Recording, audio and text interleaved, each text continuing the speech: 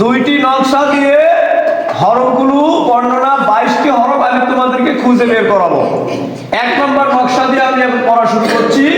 1 নম্বর নকশা দিয়ে 13টি হরফ, আমি 13টি হরফ তোমাদের সামনে বের করছি। দেখো, একটা দিয়া 5 হরফ, একটা নিচে 1 নোক্তা দিলে পা, একটার উপর 1 নোক্তা দিলে নুন, একটার উপর 2 নোক্তা দিলে তা, একটার নিচে 2 নোক্তা দিলে ইয়া, একটার উপর 3 নোক্তা দিলে সা, বানুন তা ইয়া সা।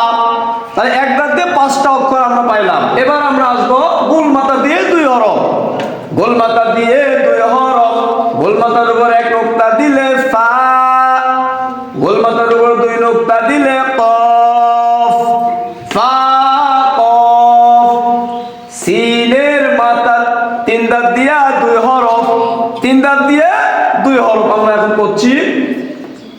উপরে 3 নোক্তা দিলে শিন, না দিলে সিন, শিন সিন।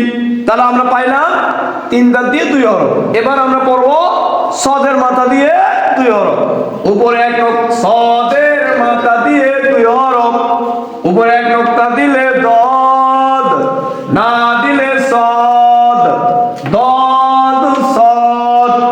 এবার আমরা পড়বো তর মাথা দিয়ে 2 হরফ, কি উপরে 1 নোক্তা দিলে গ, না দিলে ত। এ হলো 1 নম্বর নকশা দিয়ে 13টা অক্ষর আমরা ভেঙে ভেঙে পড়লাম। এখন আমরা এবার পড়াগুলো করব।